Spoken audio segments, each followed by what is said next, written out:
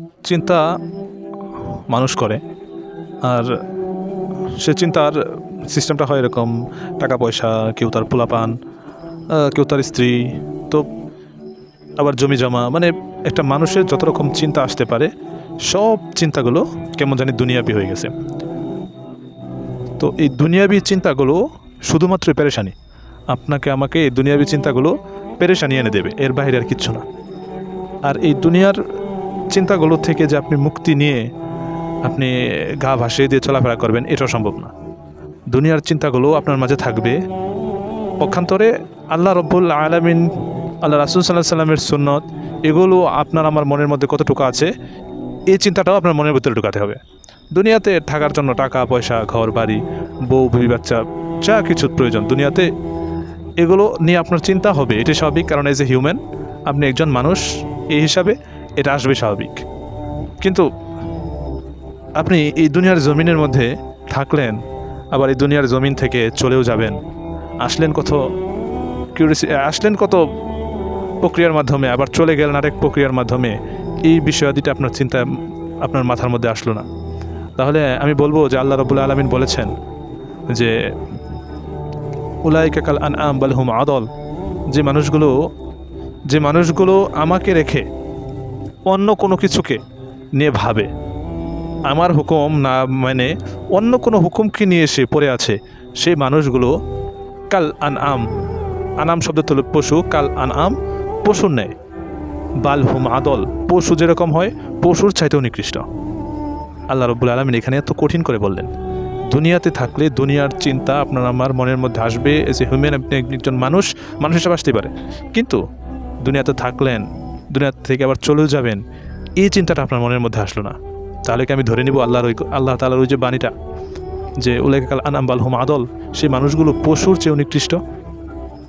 আমি কি এটা ধরে নেব? আর ধরে নেব কি?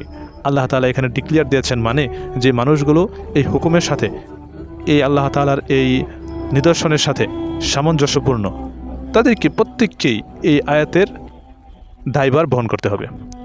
আল্লাহ তাআলা কোরআন শরীফের শেষের দিকে বলেছেন সূরাতুন নাজিয়াতের মধ্যে, মা গররকা বিরব্বিকাল কারীম, ওহে মানুষ, মা গররকা বিরব্বিকাল কারীম, তোমার সম্মানিত রবকে ভুলে মানুষ তুমি কার পিছনে ছুটতেছো, কী নিয়ে চিন্তা করতেছো, কী নিয়ে গবেষণা করতেছো? এটা নিয়ে তুমি একটুবার গবেষণা করো না যে তুমি কেমন করে আসলা, আবার কেমন করে চলে যাবা। সুতরাং এটা নিয়ে যদি তুমি একটু ভাবতা, তাহলে আমি এই কোরআন শরীফের ভিতরে তোমার হেদায়েতের জন্য যেটা দিয়েছি, এটা নিদর্শন জ্ঞানীদের জন্য, এটা তুমি বুঝতে পারতা। তুমি ভাবো নাই, বিকজ তুমি জ্ঞানী না। যে কোরআন শরীফের আয়াত নিয়ে রিসার্চ করে, কোরআন শরীফের আয়াতের উপর তার জীবন, তার লাইফ মেনটেন করে, সে জ্ঞানী।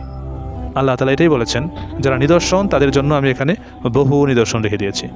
কোরআন শরীফের আয়াত এটা, যারা জ্ঞানী তাদের জন্য আমি নিদর্শন রেখেছি। সুতরাং দুনিয়াবি চিন্তা নিয়ে যদি কবরের জগতে চলে যেতে হয়, তাহলে আফসোসের কোনো সীমা থাকবে না। কেমন আফসোস?